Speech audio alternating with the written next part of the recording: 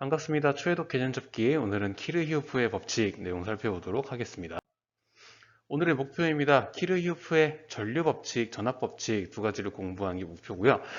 얘네를 어떻게 공부할 거냐면 첫 번째 얘네 각각의 그림을 외울 거고요. 그 다음에 각각의 식 이렇게 두 가지를 내용을 파악해 보도록 하겠습니다. 첫 번째, 키르히오프의 법칙입니다. 키르히오프의 법칙은 여기 써 있는 대로 복잡한 회로를 해석하는 또 다른 원리 이렇게 말씀드릴 수 있을 것 같아요. 그래서 또 다른 이라고 말씀드렸는데 우리가 그 전에 배웠던 원리가 하나 있죠? 그게 뭐였다? 이게 V는 IR 오메 법칙이었다. 이제 얘와 오메 법칙과 키르히오프의 법칙으로 우리는 모든 회로를 해석하며 나갈 수 있겠다. 이렇게 보시면 됩니다. 들어가기 전에 제가 미리 결과부터 스포일러가 갈게요. 키르히오프의 법칙에 키포인트가 있어요. 키 아이디어라고 적어놨는데 반드시 이걸 체크해 주시기 바랍니다. 뭐라 써 있어요? 들어온 양과 나가는 양이 같다. 다시 키르히오프의 법칙을 이해하는 키워드가 뭐다? 바로 들어온 양과 나가는 양이 같다. 이걸 반드시 알고 적용하시기 바라겠습니다. 사실 키르히오프의 법칙은요, 우린 쉽게 가면 쉽게 가는 거고요. 작정하고 문제를 내면 진짜 어렵습니다. 난이도가 엄청나게 치솟을 수 있는 파트예요. 사실 어렵게는 잘 나오진 않고요. 따라서 우리는 그림과 아까 말한 결과, 저는 식이라 그랬어요. 그림과 식, 이 두 가지를 정확하게 가져가면 엔간에서는 틀릴 일은 없을 거다. 이렇게 보시면 됩니다. 첫 번째, 키르히오프의 전류 법칙 살펴보겠습니다. 전류가 먼저 나오네요. 그래서 얘를 다른 말로 키르히오프의 제1법칙 이렇게도 얘기합니다. 1번, 2번. 얘가 넘버1이라는 얘기예요, 순서가. 그렇죠? 그다음에 얘를 영어 약자로 키르히오프스 커런트 로 해서 KCL 이렇게 쓰기도 합니다. 어쨌든 똑같은 내용이다. 밑에 식이 나와 있고요. 그림이 나와 있습니다. 그럼 제가 설명하기 전에 여러분 잠깐 멈춰서 이게 무슨 의미인지 한번 살펴보시기 바랍니다. 일시정지 하시고 그 다음 다시 돌아올게요. 네, 여러분이 다 봤다고 생각하고요. 바로 내용을 확인해 보죠. 먼저 그림 먼저 가겠습니다. 그림 보니까 여기 동그라미가 있어요. 여기 뭐냐? 회로에서 임의의 한 점 이런 뜻입니다. 회로의 임의의 한 점. 오케이. 그다음 잘 보니까 한 점을 중심으로요. 어때요? I 전류죠? 전류가 들어오는 놈들이 있고요. 그다음에 전류가 밖으로 빠져나가는 놈들이 있다. 이렇게 돼 있는 거죠. 아까 키르히오프의 법칙의 핵심이 키가 뭐였어요? 들어오는 양과 나가는 양이 같다. 요거죠. 이제 이걸 그대로 식으로 정리한 게 요 식입니다. 확인해 볼게요. 여기 I1, I2 얘네들은 뭐예요? 얘네들은 그림에서 회로를 향해 회로의 한 점으로 들어오는 놈들이죠. 오케이, 들어오는 놈들. 그 다음 옆에 있는 I3, I4, I5 얘네는 뭐예요? 회로에서 밖으로 빠져나가는 놈들이죠. 그죠? 네. 따라서 들어오는 놈과 들어오는 양과 밖으로 빠져나가는 양이 어떻다? 같다. 이게 키르히오프의 법칙입니다. 됐나요? 이게 전류 법칙이라고 하는 겁니다. 여러분들은 반드시 이 그림, 그다음에 요식 두 개 반드시 마스터하고 넘어가시기 바랍니다. 참고로 여기서 임의라는 표현이 등장했는데 영어로는 랜덤이죠. 네. 이 랜덤이라는 단어를 잘 이해합시다. 키르히오프의 전류 법칙은요, 임의의 한 점에서 회로의 임의의 한 점에서 성립한다라고 말씀을 드렸습니다. 근데 어떤 회로가 있고요. 거기서 임의로 내가 점을 여기 아무데나 막 찍을 수 있죠. 따라서 임의의 한 점에서 성립한다라는 얘기는요, 회로의 모든 점에서 성립한다라는 말과 같은 말입니다. 회로의 모든 점. 네, 즉 랜덤이라고 썼지만 실제로는 all이에요. all. 모든 점에 성립한다. 모든 곳에서 성립하니까 그래서 얘를 뭐라 부르는 거예요? 법칙이다라고 얘기하는 겁니다. 법칙. 그렇죠? 예외가 없다는 얘기예요. 네, 이번엔 키르히오프의 전압 법칙 살펴보도록 하겠습니다. 얘는 전류에 이어 두 번째로 나온 거니까요. 얘는 키르히오프의 이 법칙 이렇게도 얘기합니다. 키르히오프 볼테지 로에서 KVL 이렇게 쓰기도 합니다. 밑에 보면 식이 나와 있고 그림이 나와 있죠. 마찬가지로 이것도 여러분이 일시정지를 잠깐 하고 두 개의 식과 그림이 어떤 의미인지 살펴보고 그 다음 확인해 봅시다. 네, 다 보신 걸로 알고 그 다음에 확인해 보죠. 첫 번째 그림 먼저 봅니다. 여기 보면 V1이 있고요. 그 다음에 여기 보면 V2가 있습니다. 얘네는 회로의 건전지, 기전력이란 얘기예요. 예, 기전력이 두 개 있다. 그 다음 여기에 V3랑 V4가 있는데 이게 어떤 의미냐면 여기에 그냥 어떤 예를 들어 R3이라는 저항이 있고요. 얘는 R4라는 저항이 있는 거예요. 그러면 이 저항들이 각각 전압을 일정 양씩 받아 쓸 겁니다. 그래서 저항 R3에 걸리는 전압을 V3라고 한 거고요. 저항 R4에 걸리는 전압을 V4 이렇게 얘기한 겁니다. 그냥 저항이 전압을 받아먹었다 이렇게 보시면 됩니다. 그러면 이것도 확인해 볼게요. 여러분이 전체 회로 요 회로의 입장에서 관점에서 실제로 이 회로에 에너지를 넣는 건 누구예요? 에너지를 주는 건 V1 요놈과 V2 요거죠? 건전지가 있어야 에너지가 들어가니까. 따라서 V1과 V2가 얘네가 들어온 양에 해당한다. 이렇게 보시면 됩니다. 들어온 전압. 그 다음 이번엔 V3, V4 볼게요. 얘네 둘은 뭐예요? 그러면 저항이란 놈은 에너지를 받아서 소비하는 거죠. 그러니까 얘네들은 에너지를 받아 쓴다, 에너지가 나간다 라고 생각하시면 됩니다. 에너지를 쓰는 놈, 나가는 놈. 그럼 따라서 위의 식이 그대로 해석이 되겠네요. V1과 V2가 뭐예요?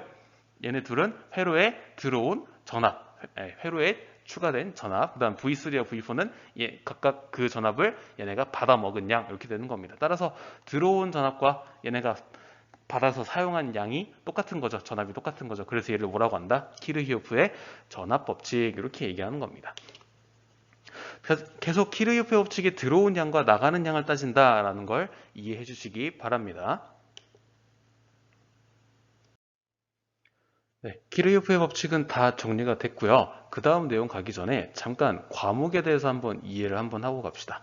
우리 전기를 배우면서 만나는 과목이 크게는 이론 과목이 있고요. 공학 과목이 있다 이렇게 얘기할 수 있습니다. 두 가지 차이를 한번 확인 한번 해볼게요. 이론 과목이라는 건요 말 그대로 이론, 이상, 원리에 대해서 탐구한 항목이고요. 공학이라는 건요 여러분들 실제, 현실, 뭐 실험 이런 것들을 따지는 항목이다 이렇게 보시면 됩니다. 이론 과목이 어떤 특성인지 제가 비유를 한번 들어볼게요. 예를 들어 어떤 파란색 통장이 있다고 치겠습니다. 요즘 통장은 종이로 잘 안 쓰긴 하죠. 그럼 제가 어떤 통장에다가 100만 원을 집어넣었다 쳐볼게요. 100만 원을 집어넣었어요. 그러면 나는 이 통장을 통해서 얼마까지 최대로 뽑았을 수 있나요? 내가 100만 원을 넣었으면 나는 100만 원까지 뽑아서 쓸 수가 있는 거죠. 내가 100만 원을 넣었는데 내가 120만 원을 뽑았습니다. 이런 건 가능한가요? 불가능한가요? 불가능하죠. 왜요? 항상 내가 넣은 만큼 그 결과가 총합이 나오기 때문에 그렇습니다. 이게 이론 과목의 특징입니다. 아직은 이게 어떤 느낌인지 잘 안 올 수도 있습니다. 그럼 이번엔 공학 과목을 한번 비교를 한번 해볼게요. 공학 과목은 어떤 빨간 통장이에요. 빨간 통장. 마찬가지 여기다가도 제가 100만 원을 집어넣겠습니다. 그럼 마찬가지 나는 이 통장에서 돈을 얼마까지 뽑았을 수 있나요? 이 통장에서 내가 100만 원을 넣었으니까 나는 이 통장에서 100만 원까지 뽑았을 수 있을 것이다 라고 생각을 하겠지만 공학 과목에서 보면요 내가 100만 원을 뽑았는 게 아니라 여기서 95만 원밖에 뽑았지 못해요. 100만 원을 넣었는데 95밖에 안 나옵니다. 이건 이런 뜻입니다. 내가 어떤 기계나 장비나 시스템에 100이라는 걸 100만큼의 에너지를 집어넣은 거예요. 100만큼의 에너지 혹은 자원을 집어넣습니다. 근데 그 결과가 어때요? 우리가 원하는 100만큼 나오는 게 아니라 그거보다 줄어서 나옵니다. 우리가 원하는 형태의 에너지 혹은 결과는요. 우리가 집어넣은 것보다 작게 나올 수밖에 없습니다. 그럼 다시 내가 100만 원을 넣었는데 95밖에 안 나왔다? 그러면 여기서 5는 어디 간 거죠? 5만 원은 어디 간 거죠? 그냥 날아간 거죠? 맞나요? 날아간 겁니다. 은행으로 치면 사실 이게 이제 수수료 같은 의미가 되는 거죠. 이걸 현실에서는 뭐라고 하느냐? 이걸 손실이라고 얘기합니다. 손실. 따라서 공학 과목은요, 뭐에 대해서 공부할 거냐면 손실이 있다라는 걸 전제하고 이 손실을 어떻게 찾을 거냐, 손실의 정체가 뭐냐, 손실을 어떻게 줄일 거냐, 요걸 찾는 게 공학 과목의 핵심적인 특징이라고 보시면 됩니다. 그러면 거꾸로 이론 과목은 어떤 세계인 거예요? 여기는 손실이 없는 세계죠. 이론 과목은요. 손실이 없는 세계예요. 내가 100을 넣으면 결과가 100이 그대로 나오는 세계가 되는 겁니다. 두 가지 과목은 이렇게 다릅니다. 이론 과목을 공부할 때와 여러분이 공학 과목을 공부할 때 마인드셋을 반드시 다르게 먹고 가져가셔야 되는 겁니다. 이론에서는 100을 들어가면 100이 나온다라고 세팅을 했기 때문에 어떤 원리나 원칙, 이상, 식, 정의들을 찾는 데 유용한 거고요. 공학 쪽에서는 내가 실제로 쓰는 물건들의 특성, 실제로 쓰는 시스템의 특성을 반영하기 때문에 반드시 손실에 대해서 얘기할 수밖에 없다. 이런 거죠. 이걸 복잡하게 얘기하면 이게 바로 에너지 보존 법칙인 거죠. 에너지 보존 법칙. 이렇게 여기에 돈으로 생각해 볼 거 어디로 적어놨는데 어차피 제가 은행 얘기했으니까요. 가장 은행 얘기로 수수료라 현실에는 수수료가 붙는다라고 이해하시는 게 가장 간단한 방법 같습니다. 요거 한번 잘 고민 한번 해보세요. 네, 오늘 배운 개념 확인해 봅시다. 첫 번째, 키르히오프의 제1법칙을 그림으로 나타내고 그 다음 얘를 식으로 정리하세요. 이렇게 되어 있습니다. 오늘 계속 강조했습니다. 그림과 식 두 가지로 정리해야 여러분께 남는 거라 그랬어요. 그럼 질문은 이겁니다. 키르히오프의 1법칙이 뭐게요? 요거 묻는 거예요. 네. 키르히오프의 1법칙은 키르히오프의 커런트 로 전류 법칙이었죠. 따라서 전류니까 그림 먼저 갑니다. 회로에서 임의의 한 점을 기준으로 회로의 임의의 한 점을 기준으로 들어온 전류의 크기와 총합과 정확하게 말하면 총합이에요. 들어온 전류의 총합과 나가는 전류의 총합은 반드시 어떻다? 두 개는 이퀄 같다. 같을 수밖에 없다. 이게 키르히오프의 전류 법칙이었습니다. 사실 들어오는 가닥이 들어오는 선이 하나, 두 개, 세 개, 네 개여도 상관이 없고요. 나가는 선이 두 개, 세 개, 다섯 개, 여섯 개여도 상관이 없습니다. 네, 선의 개수와 관계없이 이건 법칙으로 정리하는 거기 때문에 이렇게 됩니다. 이제 이걸 식으로 표현하면 이렇게 되겠네요. 들어오는 놈들을 이렇게 표현합시다. I1, I2, I3, 점점점점, 그거의 총합, 점점점점. 그다음 이퀄, 걔네가 같습니다. 뭐랑 같냐고요? 밖으로 빠져나가는 뭐 I4 대신에 이렇게 쓸까요? IA, IB, IC 이런 식으로 쓰겠습니다. 뭐가 들어오고 뭐가 나가던 결국에 그 양은 사이즈가 똑같다. 이게 포인트가 되는 겁니다. 같은 방법으로 여러분이 이 법칙까지 정리해 보시면 될 것 같습니다. 네, 오늘 핵심 점검 들어가겠습니다. 핵심 점검. 오늘은 법칙에 대해서 배웠죠. 키르히오프의 두 가지 법칙을 배웠습니다. 네, 제가 늘 강조했듯이 법칙의 의미, 그다음에 그림, 식 세 가지 확인하시고요. 특히 키르히오프의 법칙은 이 두 개를 파악하는 게 매우 중요하다. 여러 번 연습을 했습니다. 물론 의미도 당연히 버리고 갈 수는 없어요. 근데 요 두 개가 그림과 식이 더 우선순위가 높다. 이렇게 보시면 되겠습니다. 오늘 키르히오프의 법칙 배웠습니다. 다음 시간에 배울 내용입니다. 다음 시간에는 저항의 직렬 연결과 그 특성을 배울 거고요. 병렬 연결과 그 특성을 배울 겁니다. 그래서 특성이라고 얘기하는 건 아주 여러 가지 핵심적인 성질이 있고요. 이 성질을 나타내는 계산하는 식이 반드시 있다. 그다음에 이 식 가지고 계산하는 문제가 반드시 나오게 되어 있다.